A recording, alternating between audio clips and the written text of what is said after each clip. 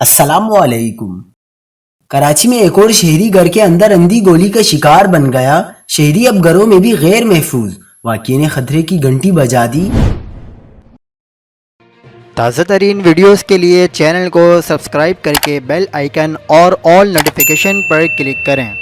آپ کو بتاتے چلیں کہ کراچی کے علاقے بلدیہ گلشن غازی میں ایک گھر میں نامعلوم سمت سے آنے والی گولی سے ایک شہری کی جان چلی گئی۔